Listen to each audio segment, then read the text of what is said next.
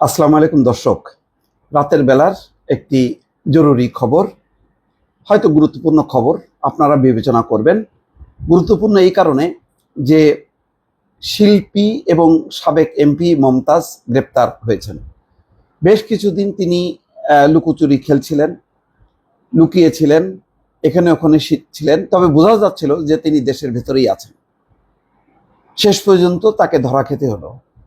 দর্শক, আমি এর আগেও বলেছি যে এটা একদিকে সঠিক যে আওয়ামী দোসর হিসাবে তাকে গ্রেপ্তার করা, আবার আরেক দিক থেকে দেখেন দুর্ভাগ্য এই যে এক সময়ের মমতাজ কোকিলকণ্ঠী বলা হতো, সেই কোকিলকণ্ঠী মমতাজ এখন স্বৈরাচারের দোসর হিসাবে গ্রেপ্তার হলেন।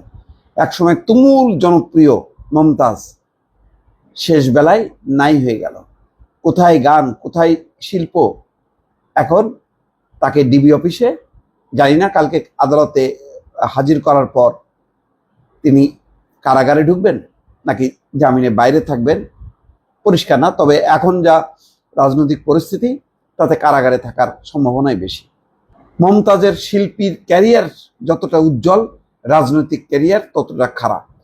সবচেয়ে দুঃখজনক ছিল বিদ্যুৎ নিয়ে, যখন কি চরম বিদ্যুৎ সংকট, তখন বিদ্যুৎ নিয়ে প্রধানমন্ত্রীকে উদ্দেশ্য করে তিনি নানা রকম গান গাইতেন, সংসদ মাতিয়ে রাখতেন। সংসদটা ছিল এই শিল্পী, তারপরে কিছু জোকার টাইপের কিছু মহিলা এবং পুরুষের। ওবায়দুল কাদের নিজেও মানে জোকারের একটা প্রতিষ্ঠানে পরিণত করছিলেন। যেই জাতীয় সংসদ হবে, সরকার এবং বিরোধী দলের একটা সম্মিলনে বাংলাদেশকে পরিচালনা করবে, বাংলাদেশের নীতি নির্ধারণ করবে, সেখানে বিরোধী দল নাই।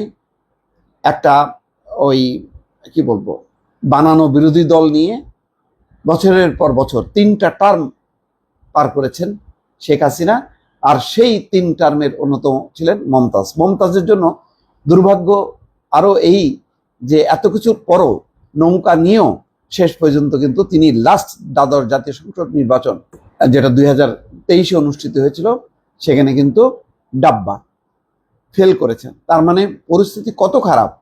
এত বড় শিল্পী, এত জনপ্রিয়, কিন্তু রাজনৈতিক ক্যারিয়ার তার একেবারে গর্তে নেমে গিয়েছিল এবং তিনি সম্ভবত জামানতও হারিয়েছিলেন, আমার ঠিক মনে নেই, কিন্তু পরাজিত হয়েছেন এই ব্যাপারে তো পরিষ্কার মনে আছে। ডিবির যুগ্ম কমিশনার মোহাম্মদ নাসিরুল ইসলাম বলেন, মমতাজ বেগমের বিরুদ্ধে খুনের মামলা সহ একাধিক মামলা রয়েছে।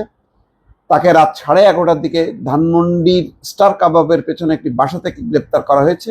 তাকে ডিবি কার্যালয়ে আনা হয়েছে।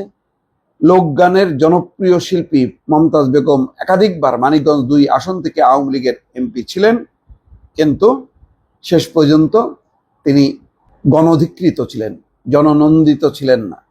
কেননা মমতাজ যখন গান গাইতেন ওপেন স্টেজে, এটা আমার নিজের দেখার সৌভাগ্য হয়েছে, কুয়ালালামপুরে একটা অংশ তীব্র প্রতিবাদ করেছে যে না না, এই ভণ্ডুল হয়েছে।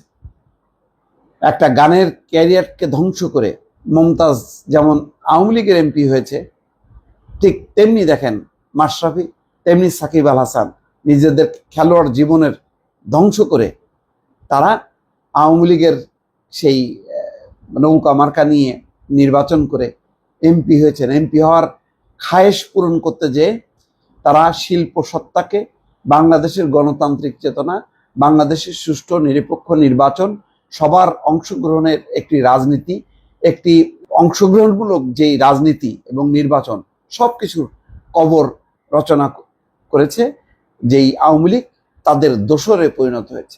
এইসব শিল্পীরা যেখানে তাদের প্রতিবাদ করার কথা, সেখানে তারা উল্টা আরো চামচামি গোলামি করে মানে শিল্প সত্তার, খেলোয়াড় সত্তার, সব গণতান্ত্রিক চিন্তা চেতনার ধ্বংস করেছে। দর্শক ভালো থাকবেন, আল্লাহ হাফেজ।